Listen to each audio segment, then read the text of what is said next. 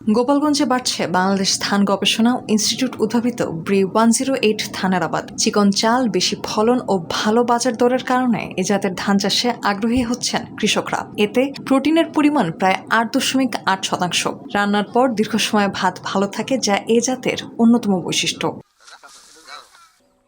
ধান গাছ শক্ত হয়, বাতাসে সহজে হেলে পড়ে না, রোগবালাইও তুলনামূলক কম হয়। প্রতিটি শীষে 250 থেকে 270টি পর্যন্ত ধান পাওয়া যায়। পাতার আকার বড় হয়, খড়ের পরিমাণও বেশি, যা কৃষকদের জন্য বাড়তি সুবিধা। বাংলাদেশ ধান গবেষণা ইনস্টিটিউট জানায় 2024 সালে জাতীয় বীজ বোর্ডের সভায় এ জাত অনুমোদন পায়। 2025 সালে গোপালগঞ্জে সীমিত পরিসরে এ ধান চাষ শুরু করেন কৃষকরা। হেক্টর প্রতি এ ধান প্রায় 8.7 টন ফলন দেয়।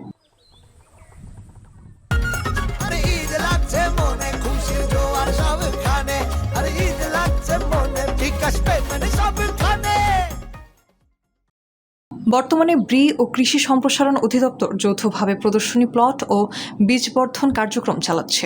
এতে দ্রুত সম্প্রসারিত হচ্ছে ব্রি 108 ধানের চাষ। অনেক কৃষকরাই আগামী মৌসুমে এ জাতের ধান চাষে আগ্রহ দেখাচ্ছেন। এই ধানটা খুব ভালো ধান, সেকন দাম, খুবই ফলনশীল ধান। এই ধান এই বছরে আমরা লাগাইছি, আগামীতেও লাগাবো।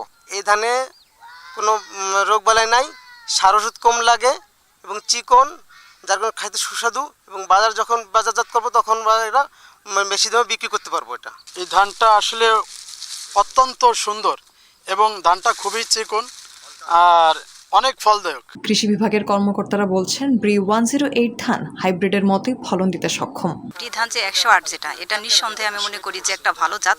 কি কারণে? এটা এমনি উপসি যে জাতগুলো তার থেকে এটা হাইব্রিডের মতোই ফলন দেয়। প্রায় হলে 10 টন পার হেক্টর, বিঘাতে 30 থেকে 34 টন হয়। কাজেই মনে করি, এমনকি আরেকটা আমি স্যারের কাছ থেকে জানলাম যে এটা অবশ্যই ব্লাস্ট রোগ প্রতিরোধী, এবং আমরা নিঃসন্দেহে এটা বলতে পারি যে যেহেতু এটা হাইব্রিডের মতোই ফলন এবং দেখতেও জিরার মতো ধান, যেটাকে প্রিমিয়াম কোয়ালিটি আমি মনে করি, আমরা বীজগুলো কৃষকদের সংরক্ষণ করে ওগুলো পরবর্তীতে যাতে সম্প্রসারণ করা যায় সেটা অবশ্যই করি। ধান 108 এই জাতটা যেমন স্বল্প জীবনকাল এবং এটা কিন্তু চাউল চিকন, জিরার মতো, খাইতে সুস্বাদু এবং ফলন ভালো। এই তিনটি কারণে আমি মনে করি যে সামনের দিনে এই জাতটি এবং এই জাতটি যে ধানের যে বিভিন্ন ধরনের রোগ, বিশেষত বড় মৌসুমে যে ধানের যে অত্যন্ত ক্ষতিকারক একটা রোগ, ব্লাস্ট রোগ।